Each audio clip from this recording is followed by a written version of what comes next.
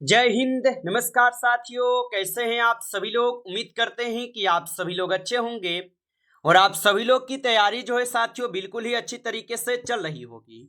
तो साथियों, आज की इस क्लास में हम सभी लोग जो है बिहार पुलिस मद्य निषेध एग्जाम 2026 के लिए जो है टॉप ऐसे इंपोर्टेड और चुनिंदे क्वेश्चन को देखेंगे जो कि साथियों आपके 14 और 17 जून के एग्जाम के लिए जो है काफी ही इंपोर्टेंट है। तो आप इस क्लास को बिल्कुल अच्छी तरीके से लास्ट तक देखिएगा, जिससे कि आप जो है अपने एग्जाम में सभी क्वेश्चन को आसानी तरीके से बना पाएंगे। तो चलिए क्लास को स्टार्ट करते हैं। उनसे पहले यदि आप इस चैनल पे पहली बार जुड़े हैं तो आप इस चैनल को सब्सक्राइब कर लीजिए और सब्सक्राइब करके ऑल नोटिफिकेशन को ऑल पे दबा के जुड़ जाइए, जिससे कि जब भी कोई नई क्लास हो सबसे पहले जो है क्लास का नोटिफिकेशन आपके पास पहुंच सके। तो आप इस चैनल को सब्सक्राइब कर लीजिएगा, साथ ही साथ आप जो है इस क्लास को भी लाइक जरूर कर लीजिएगा। तो चलिए क्लास को स्टार्ट करते हैं और देखिएगा क्वेश्चन क्या पूछे गए हैं। क्वेश्चन यहाँ पे पूछे गए हैं आपसे कि सिंधु घाटी सभ्यता का प्रमुख बंदरगाह जो है कौन था। चलिए बताएंगे साथियों, ये सभी क्वेश्चन काफी इंपोर्टेंट और चुनिंदे क्वेश्चन है जो कि आपके एग्जाम में 100% जो है ये सभी क्वेश्चन आपको पूछे जाएंगे। और बताइए कि सिंधु घाटी सभ्यता का प्रमुख बंदरगाह कौन सा था। तो यहाँ पे इस क्वेश्चन का आप सही जवाब ऑप्शन सी करेंगे, लोथल थे। ऑप्शन यहाँ पे सी सही जवाब है। चलिए अगला प्रश्न देखिएगा। यहाँ पे प्रश्न पूछे गए कि सिंधु घाटी सभ्यता किस नदी के किनारे जो है विकसित हुई है। चलिए बताएंगे कि सिंधु घाटी सभ्यता किस नदी के किनारे विकसित हुई। तो ये विकसित हुए थे सिंधु नदी के किनारे ही। ऑप्शन यहाँ पे बी सही जवाब होगा। चलिए अगला क्वेश्चन देखिएगा। यहाँ पे 3 नंबर क्वेश्चन है कि बौद्ध धर्म के संस्थापक जो है कौन थे। चलिए आंसर लगाएंगे आप कि बौद्ध धर्म के संस्थापक कौन थे। तो बौद्ध धर्म के संस्थापक थे गौतम बुद्ध। ऑप्शन यहाँ पे बी सही जवाब है, गौतम बुद्ध होगा। चलिए अगला प्रश्न देखेंगे। यहाँ पे प्रश्न पूछे 4 नंबर कि पानीपत की पहली लड़ाई कब हुई थी। चलिए बताएंगे कि पानीपत की पहली लड़ाई कब हुई थी। तो आपको पता होगा कि पानीपत की जो है कुल 3 लड़ाई हुई है, जिसमें पहला लड़ाई आपके 1526 में हुए थे।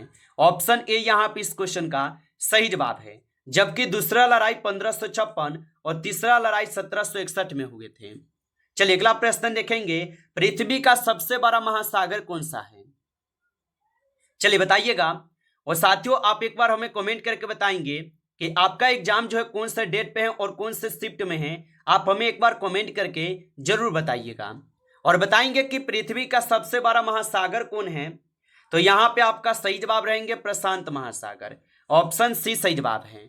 आगे देखिए अगला क्वेश्चन यहाँ पे 6 नंबर है कि भारत का सबसे बड़ा राज्य क्षेत्रफल में कौन सा है। तो क्षेत्रफल में आपको सबसे बड़ा राज्य पता होगा कि आपके राजस्थान है। ऑप्शन यहाँ पे सी सही जवाब है, राजस्थान। अच्छा, आपसे ये 12 राज्य ना पूछ के आपसे छोटा राज्य भी पूछा जा सकता है। तो छोटा राज्य अगर आपसे पूछा जाए तो आप याद रखेंगे गोवा हो जाएगा, ठीक है। अगर छोटा पूछा जाए तो गोवा याद रखिएगा। अगला प्रश्न यहाँ पे है, भारत छोड़ो आंदोलन कब शुरू हुआ था। ये क्वेश्चन हम शुरू में ही आपको बताए थे कि भारत छोड़ो आंदोलन 1942 में होते हैं शुरू, जो कि महात्मा गांधी जी के द्वारा किए जाते हैं। अगला प्रश्न देखेंगे, 1857 की क्रांति की शुरुआत कहां से हुई। चलिए बताएंगे। तो 1857 की क्रांति की शुरुआत जो हुई थी, यह शुरुआत मेरठ से हुए थे। ऑप्शन यहाँ पे बी सही जवाब है, मेरठ से ये शुरुआत हुए थे। चलिए अगला प्रश्न यहाँ पे देखेंगे, भारतीय संविधान के जनक कौन है। तो भारतीय संविधान के जनक कह लीजिए, संविधान के पिता कह लीजिए, ये डॉक्टर भीमराव अंबेडकर जी ही होगा। ऑप्शन यहाँ पे बी सही जवाब है। अगला प्रश्न देखेंगे 10 नंबर कि बक्सर का युद्ध कब हुआ था। तो बक्सर का युद्ध कब हुआ था। तो बक्सर का युद्ध हुए थे आपके 1764 में, जो कि ऑप्शन यहाँ पे सी सही जवाब है, 1764 में। जबकि प्लासी का युद्ध 1757 में हुए थे।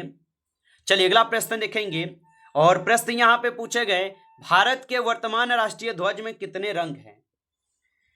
तो भारत के वर्तमान राष्ट्रीय ध्वज में जो है कुल 3 रंग हैं। ऑप्शन यहाँ पे बी सही जवाब होगा, 3 रंग हैं। आगे देखिए अगला क्वेश्चन यहाँ पे दिए गए कि संविधान का अनुच्छेद 21A जो है ये किससे संबंधित है। चलिए बताएंगे कि संविधान का अनुच्छेद 21A जो है ये किससे संबंधित होगा, तो ये संबंधित हो जाएंगे आपके किससे, तो यहाँ पे इस क्वेश्चन का आप जो है सही जवाब ऑप्शन ए करेंगे, शिक्षा के अधिकार से हैं, ऑप्शन ए सही जवाब है। आगे देखिए अगला क्वेश्चन यहाँ पे दिए गए हैं, बिहार का प्रसिद्ध सोनपुर मेला किस जिले में लगता है। चलिए बताएंगे कि बिहार का प्रसिद्ध सोनपुर मेला किस जिले में लगता है, तो ये लगते हैं सारण जिले में, ऑप्शन यहाँ पे बी करेंगे, सारण जिले में। आगे देखिए अगला क्वेश्चन यहाँ पे दिए गए 40 नंबर कि विश्व स्वास्थ्य संगठन WTO का मुख्यालय जो है कहाँ है, तो विश्व स्वास्थ्य संगठन WTO का जो मुख्यालय है ये स्थित कहाँ पे है, तो ये जिनेवा में स्थित है, ऑप्शन यहाँ पे सी सही जवाब होगा, जिनेवा में स्थित हो जाएंगे। आगे देखिए अगला क्वेश्चन यहाँ पे दिए गए हैं 50 नंबर कि भारत का राष्ट्रीय कैलेंडर किस पर आधारित है। चलिए बताएंगे आप, तो भारत का जो राष्ट्रीय कैलेंडर है ये किस पर आधारित है, तो भारत का राष्ट्रीय कैलेंडर जो है ये आधारित हो जाएंगे किस पे, तो ये आधारित है शक संवत पे, जो कि ऑप्शन ए सही जवाब है, शक संवत पे होगा। आगे देखिए अगला क्वेश्चन यहाँ पे है, बिजली के बल्ब का आविष्कार किसने किया। चलिए लगाइएगा आंसर कि बिजली के बल्ब का आविष्कार किसने किया था, तो ये आविष्कार किए गए एडिसन के द्वारा, जो कि ऑप्शन यहाँ पे बी सही जवाब है, एडिसन के द्वारा। आगे देखिए अगला क्वेश्चन यहाँ पे है, भारत का राष्ट्रीय गीत कौन सा है। चलिए बताएंगे, तो भारत का राष्ट्रीय गीत पूछा है तो वंदे मातरम जो है यहाँ पे आप सही जवाब करेंगे, जबकि अगर आपसे पूछा जाए भारत का राष्ट्रीय गान कौन है तो जन गण मन को याद रखिएगा। चलिए अगला क्वेश्चन देखेंगे, क्वेश्चन यहाँ पे है कि राजपुत्र में कौन सा समास है। चलिए आंसर लगाइएगा कि राजपुत्र में कौन सा समास है, तो यहाँ पे आप राजपुत्र में जो है ऑप्शन यहाँ पे तत्पुरुष समास बताएंगे, ऑप्शन बी सही जवाब है, तत्पुरुष समास है। आगे देखिए अगला क्वेश्चन यहाँ पे दिए गए हैं और 90 नंबर क्वेश्चन क्या पूछा है कि त्रिलोकी में कौन सा समास है। चलिए बताइए, तो त्रिलोकी में जो है द्विगु समास हो जाएगा, ऑप्शन ए यहाँ पे इस क्वेश्चन का सही जवाब है। आगे देखिए अगला क्वेश्चन यहाँ पे 20 नंबर है, रामानुज का संधि विच्छेद क्या है। तो रामानुज का जो संधि विच्छेद होगा ये आप सभी लोगों का राम जोड़ अनुज होगा, जो कि आप सभी लोगों का ऑप्शन ए यहाँ पे सही जवाब है, राम जोड़ अनुज हो जाएगा। अगला क्वेश्चन देखेंगे, क्वेश्चन यहाँ पे है कि आंखों का तारा मुहावरे का अर्थ है। चलिए बताएंगे कि आंखों का तारा मुहावरे का अर्थ क्या है, तो आंखों का तारा मुहावरे का अर्थ होता है बहुत प्रिय व्यक्ति, ऑप्शन यहाँ पे बी सही जवाब है, बहुत प्रिय व्यक्ति होगा। आगे देखिए अगला क्वेश्चन यहाँ पे 22 नंबर है कि दाल न गलना का अर्थ है। चलिए बताएंगे आप कि दाल न गलना का अर्थ क्या होता है, तो दाल न गलना का अर्थ होता है कि काम सफल न होना, यानी ऑप्शन यहाँ पे जो है ऑप्शन बी दिए गए सही जवाब, याद रखेंगे। चलिए अगला प्रश्न देखेंगे कि शुद्ध वर्तनी वाला शब्द है। चलिए बताएंगे, और लाइक नहीं किए साथियों आप अभी तक इस क्लास को, तो एक बार आप क्लास को लाइक जरूर कर लीजिएगा, नए हैं तो चैनल को भी आप सब्सक्राइब करके ऑल नोटिफिकेशन को भी ऑल पे दबा के जुड़ जाइएगा, जिससे कि जब भी कोई नई क्लास हो सबसे पहले क्लास का नोटिफिकेशन आपके पास जो है पहुंच सके। और बताएंगे कि शुद्ध वर्तनी वाला शब्द कौन से हैं, तो यहाँ पे इस क्वेश्चन का सही जवाब ऑप्शन सी है, आशीर्वाद होगा, ऑप्शन सी सही जवाब है। अगला प्रश्न है कि आकाश का पर्यायवाची है, तो आकाश का पर्यायवाची क्या होता है, आकाश का गगन होता है, ऑप्शन यहाँ पे बी सही जवाब है, गगन हो जाएंगे। आगे देखिए अगला क्वेश्चन यहाँ पे दिए गए हैं कि पर्वत का पर्यायवाची है। चलिए बताएंगे आप कि पर्वत का पर्यायवाची क्या हो जाएगा, तो यहाँ पे पर्वत का जो पर्यायवाची होगा ये आप सभी लोगों का यहाँ पे गिरी होगा, ऑप्शन ए कीजिएगा सही जवाब, गिरी हो जाएगा। चलिए अगला क्वेश्चन देखेंगे, यहाँ पे 26 नंबर क्वेश्चन पूछे गए कि सुख का विलोम है। चलिए बताइएगा कि सुख का विलोम क्या है, तो सुख का विलोम दुख होता है, ऑप्शन सी कीजिएगा सही जवाब, दुख होगा। आगे देखिए अगला प्रश्न यहाँ पे पूछे गए हैं आपसे कि निराशा शब्द में उपसर्ग है, तो निराशा में नीर जो आप देख रहे हैं ये आपका उपसर्ग है, ऑप्शन यहाँ पे बी सही जवाब है।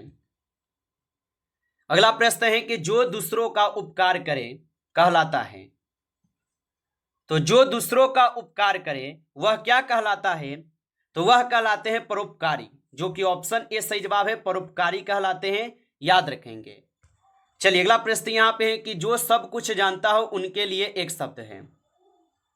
तो जो सब कुछ जानता हो उनके लिए एक शब्द होता है सर्वज्ञ। ऑप्शन यहाँ पे बी करेंगे आप, सही जवाब सर्वज्ञ होता है। आगे देखिए अगला क्वेश्चन यहाँ पे दिए गए आपसे कि जो ईश्वर में विश्वास रखता हो कहलाता है। तो जो ईश्वर में विश्वास रखता हो वो आस्तिक कहलाते हैं। ऑप्शन ए सही जवाब है, आस्तिक कहलाते हैं। आगे देखिए अगला क्वेश्चन यहाँ पे 31 है, भारत माता की जय में कौन सा रस प्रमुख है। तो भारत माता की जय में कौन सा रस प्रमुख है, तो यहाँ पे वीर रस होगा। ऑप्शन ए सही जवाब है, वीर रस होगा। अगला प्रश्न यहाँ पे है कि एक ही शब्द की बार बार आवृत्ति किस अलंकार में होती है। तो एक ही शब्द की बार बार आवृत्ति किस अलंकार में होती है, तो ये होते हैं आपके किस में, तो ये आपके यमक में होते हैं। ऑप्शन ए सही जवाब है, यमक में होते हैं। आगे देखिए अगला क्वेश्चन है कि सूर्य का पर्यायवाची है। तो सूर्य का पर्यायवाची जो है दिनकर होगा। ऑप्शन यहाँ पे बी सही जवाब है, दिनकर होगा। चलिए अगला क्वेश्चन यहाँ पे है कि कवि का स्त्रीलिंग है। तो कवि का जो स्त्रीलिंग होगा ये आप सभी लोगों का कवित्री होगा। ऑप्शन यहाँ पे बी सही जवाब है, कवित्री होगा। चलिए अगला प्रश्न यहाँ पे है कि मैं कौन सा सर्वनाम है। तो मैं जो है ये आपके हो जाएंगे पुरुषवाचक सर्वनाम, जो कि ऑप्शन यहाँ पे आप लोग का ए दिए गए सही जवाब पुरुषवाचक सर्वनाम हो जाएंगे। नमस्कार साथियों, इस क्लास में जो है आपके टॉप 35 क्वेश्चन थे जो काफी इंपॉर्टेंट क्वेश्चन थे आपके एग्जाम के लिए। साथियों यदि आपको क्लास अच्छा लगा हो तो आप इस क्लास को लाइक करेंगे। नए जुड़े हैं आप इस चैनल पे तो चैनल को भी सब्सक्राइब करके ऑल नोटिफिकेशन को भी ऑल पे दबा के जुड़ जाइए, जिससे कि जब भी कोई नई क्लास हो सबसे पहले जो है क्लास का नोटिफिकेशन आपके पास पहुंच सके। तो आप इस चैनल को सब्सक्राइब जरूर कर लीजिएगा। चलिए फिर मिलते हैं आपसे एक नेक्स्ट टॉपिक के साथ नेक्स्ट क्लास में। तब तक के लिए जय हिंद, जय भारत।